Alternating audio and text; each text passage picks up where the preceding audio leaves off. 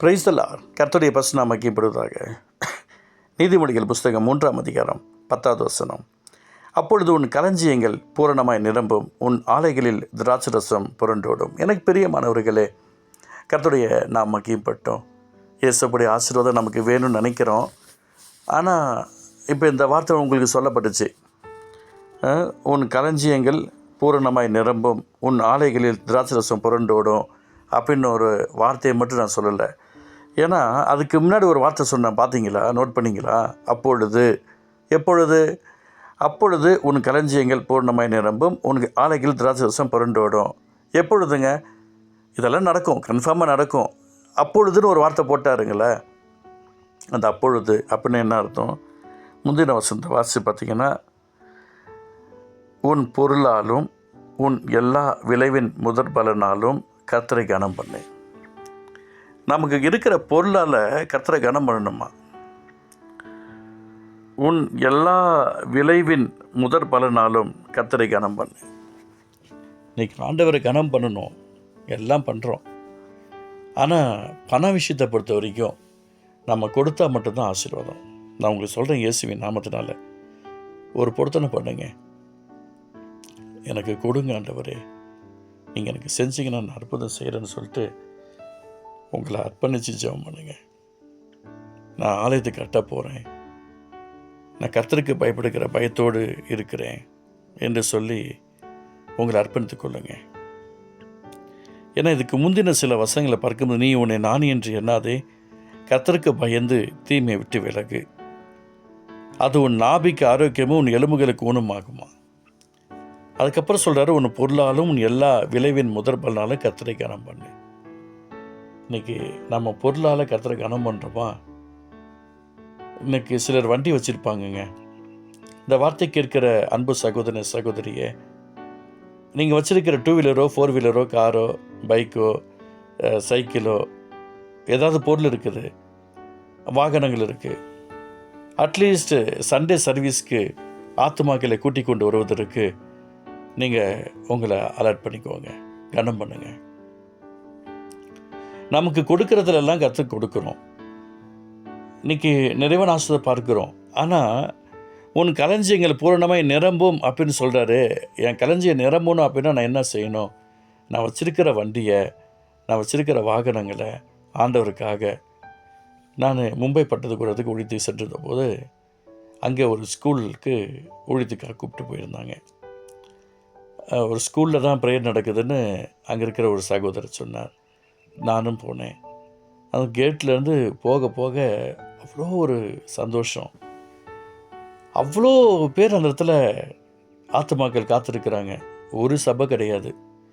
எத்தனை class room இருக்கோ அத்தனை, அதே லிஃப்ட்டில் தான் போகணும், அத்தனை கிளாஸ் ரூம்லேயும் ப்ரேயர் நடந்துக்கிட்டே இருக்குது. அதுவும் ஒரு டைமிங் தான் ஃபிக்ஸ் பண்ணி வச்சுருக்கிறாங்க. ஒரு 3 மணி நேரம் ஒருத்தருக்கு அலர்ட் பண்ணுறாங்க, அவ்வளோதான். அந்த 3 மணி நேரம் முடிஞ்ச உடனே அதே கிளாஸ் ரூமில் வேற இடத்துக்கு வந்துடுறாங்க. அந்த சபை இல்லாத எத்தனையோ ஊழியர்களுக்கு அது ஒரு ஆசுதமாக இருக்குது. ஆனால் என்ன ஃபங்க்ஷன் வச்சாலும் அந்த லீவ் நாளில் பண்ண முடியும், அந்த சண்டேஸில் பண்ண முடியும். அதை கூட அந்த மேனேஜ்மெண்ட்டு அவங்களுக்கு கொடுக்குறாங்க. எவ்வளோ நல்ல விஷயம் பார்த்தீங்களா? எவ்வளோ ஜனங்கள் வராங்கங்க. மற்ற நாட்களில் ஸ்கூல் நடக்குது, இன்றைக்கி சண்டேஸில் டியூஷன் வைக்கிறேன்னு சொல்லி, சண்டே கிளாஸ் வைக்கிறேன்னு சொல்லி, இன்றைக்கி ஸ்டூடெண்ட்ஸை 10th படிக்கிறவங்கள, 9th படிக்கிறவங்கள, +1 +2 படிக்கிறவங்கள உள்ளே இழுத்து போட்டு வீணாக்குறாங்க. நிறைய இடத்துல நீங்கள் ரட்சிக்கப்பட்ட பிள்ளைகளாக இருந்தீங்கன்னா உங்கள் பிள்ளைகளை சண்டே சர்வீஸ்க்கு விட்டுட்டு நீங்கள் ஸ்கூலுக்கு காலேஜுக்கு அனுப்பாதீங்க. அது உங்களுடைய களஞ்சியங்கள் நிரம்பாது. வேண்டாம். இயேசுவின் நாமத்தில் சொல்கிறேன். ஆண்டவருடையது ஆண்டவருக்கு கொடுத்துணும், ராயனுடையது ராயனுக்கும் தேவனுக்கும் கொடுக்கணும். 6 நாள் போதும். 7வது நாள் ஆண்டுடைய நாமத்தை மகிமைப்படுத்த முடிய ஓய்வு நாள், அது பரிசுத்த நாள், அது ஆண்டுடைய நாமத்துக்காக கூடிய நாள். இன்றைக்கி உங்கள் பொருளில் கர்த்தரை பயன்படுத்துங்க. வீட்டில் பாத்திரம் வச்சுருப்பீங்க, எப்போதும் நீங்கள் உங்களுக்காக சமைப்பீங்க, அந்த குக்கரு இல்லை பாத்திரம். இன்றைக்கி மற்றவங்களுக்காக கொஞ்சம் சமைச்சு போடுங்க. ஒரு வேலை இல்லாத ஊழியர்களாக இருக்கலாம், இல்லை ஏழைப்பட்ட ஜனங்க இருக்கலாம். இந்த தோசைக்கல்லில் தோசை ஊற்றுவீங்க, இல்லை சப்பாத்தி போடுவீங்க. நீங்கள் எப்போத்தெல்லாம் உங்கள் 4 பேருக்கோ 3 பேருக்கோ உங்கள் 5 பேருக்கோ 10 பேருக்கோ நீங்கள் சமைப்பீங்க. ரட்சிக்கப்படாத அந்த நபர்கள் இருக்காங்களே, அவங்களுக்காக இந்த இட்லி எக்ஸ்ட்ரா வச்சுருக்கிறேன், வீணாக போதெல்லாம் கொடுக்க வேண்டாம், எக்ஸ்ட்ரா செஞ்சு அவங்களுக்கு கொடுங்களேன். எங்கள் அப்பா அம்மா அதை செஞ்சாங்க. இன்றைக்கி எங்களுடைய களஞ்சியங்கள் நிரம்புவதற்கு அதை தயார்படுத்தி வைத்திருக்கிறார். அதனால் உங்களுக்கு நான் சொல்கிறேன், உன் களஞ்சியங்கள் பூரணமாய் நிரம்பும், உன் ஆலைகள் திராட்சரசம் புரண்டோடும், உன் பொருளாலும் உன் எல்லா விளைவின் முதற் பலனாலும் கர்த்தரை கனம் பண்ணுன்னு சொல்கிறார். அதனால் எனக்கு பிரியமானவர்களே, சில இடங்கள்லாம் பார்த்திங்கன்னா அந்த வச்சுருக்கிற பைக்கை பெட்ரோல் இல்லை, ஆனால் அவங்களோட தேவைக்கு பெட்ரோல் யூஸ் பண்ணுவாங்க. சிலர் வந்துட்டு ஒரு கல்யாண பத்திரிக்கை வச்சுட்டு போவாங்க, காது குத்துக்கு பத்திரிக்கை வச்சுட்டு போவாங்க. கல்யாணத்துக்கு காது குத்துக்கு பத்திரிக்கை வச்சுட்டு போகிறவங்க bus fare, train fare, flight ஃபேர்லாம் எவனும் கொடுத்துட்டு போக மாட்டான்.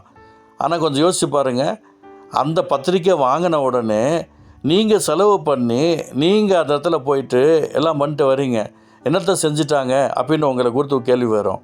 ஆனால் சர்ச்சைக்கு வரத்துக்கு மட்டும் உங்களுக்கு வண்டி தேவைப்படுது, சர்ச்சைக்கு வரத்துக்கு மட்டும் எங்களை பிக்கப் அண்ட் ட்ராப் பண்ணணும் தேவைப்படுது. தப்பு கிடையாது. அதுக்கு நீங்கள் அப்போ போகாமல் இருக்கணும். நீங்கள் செலவு பண்ணி ஆட்டோ புக் பண்ணாமல் நீங்கள் போகாமல் இருக்கணும். செலவு பண்ணி ஒரு பெரிய பஸ்ஸு புக் பண்ணி போகாமல் இருக்கணும். அதுக்கு நீங்கள் புக் பண்ணி போகிறத உண்மையானால் நீங்கள் சர்ச்சைக்கு வரும்போது புக் பண்ணிட்டு வரணும். நீங்கள் கொஞ்சம் யோசிச்சு பாருங்களேன், எவ்வளோ செலவானாலும் பரவாயில்லன்னு சொல்லிட்டு புக் பண்ணி அந்த கல்யாணத்துக்கு போய் அட்டன் பண்ணிட்டு ஒரு பெரிய பண முடிப்பு கொடுத்துட்டு வரீங்க. ஆனால் உங்களை பிக்கப் அண்ட் ட்ராப் பண்ணிட்டு வர உங்கள் சபைகளில் நீங்கள் எவ்வளோ காணிக்க போகிறீங்க? 5 ரூபாவும் 10 ரூபாவும் 15 ரூபாவும் 20 ரூபாவும் போடுறீங்க. இந்த பிச்சைக்காரத்தனமாக போடுவதற்காக தான் கர்த்தர் உங்களை ஜீவனை ஆஸ்வதிச்சிருக்கிறாரா? ஆனால் உன் களஞ்சியங்கள் நிரம்பணும், பூரணமாய் நிரம்பணும், நாளைகள் சம்பூர்ணம் அடையணும் அப்படின்னு நினச்சிட்டு உட்காந்துருக்குறோம். கொஞ்சம் நம்மளை மாற்றிக்கோங்களேன். இந்த வார்த்தை உங்களுக்கு கடினமாக தான் இருக்கும். நான் விசுவாசத்தோடு சொல்கிறேன், நம்மை ஆசுதமாக கர்த்தர் வைத்திருக்கிறார்.